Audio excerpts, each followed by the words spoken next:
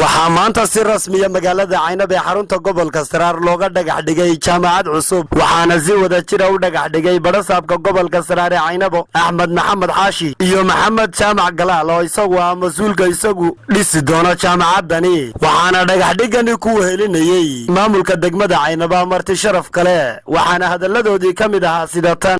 marka maanta waxaan ku dhagax dhigaynaa jaamacad oo yeelan doono haddii lahayd ma gobolka Saraar jaamacadaas oo uu dhisayo Maxamed Jaamac Galaal iyo groupkiisu ma aha jaamacad bareefada ee waa jaamacad dawli ah waxa lagu dhagaxdhigay jaamacadu Ilaahay subhanahu wa ta'ala markuu quraankiisa wuxuu yiri hal yastawi alladhina ya'lamun walladhina la ya'lamun inma yatadhakkaru ulul albab miyay simayeen ka wax yaqaana iyo ka waxba aqoon maya masine quraanka Ilaahay digriga waxa ku waansama kama aragtay aqliga leh ka baad waxa farxad weyn maanta noo ah inaanu halkan lagu dhagax dhigo jaamacadii Muuse Galaal University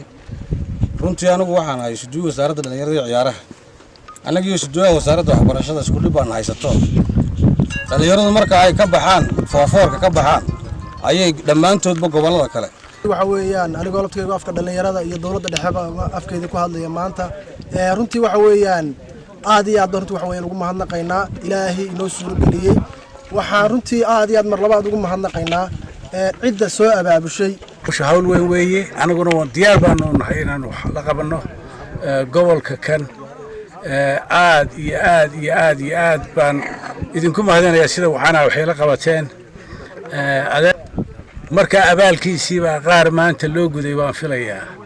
ilaa intuu dhalinyarada ahaa ilaa intuu dhintay wuxuu ka shaqeynayaa af Soomaaliga iyo dhaqanka iyo hidaha ugu dambeyntii halkaasi waxaa ka hadlay barasaabka gobolka Saraar ee Caynab Axmed Maxamed Xaashi oo isagu u mahad celiyay mulkiilaha isagu dhisi doona jaamacadani in badan baa dee loo jiray muxuu ahaayay bariga waxa ku badan qoriga ku badan inuu maanta qalinku ku badan yahay oo ay qalin wada sitaan baa maanta muuqata runtiina waa horumar runtii waxa la sheegayaa waa dhab waxaan jecelahay labadiina uun ma aha gobolka iyo intaan joogo runtii waxa ka hirgalay dhismayaal fara badan oo dantii guud aad ugu mahad celinaya Maxamed Jaamac magaca aad bulshadu isla soo xusheed isla qaadateena dawladii ana ka wakiilana waan idin la qaatay وعلي آدم درر علي تاني ورركة تلفزيون كون كيبل مقالة عينبا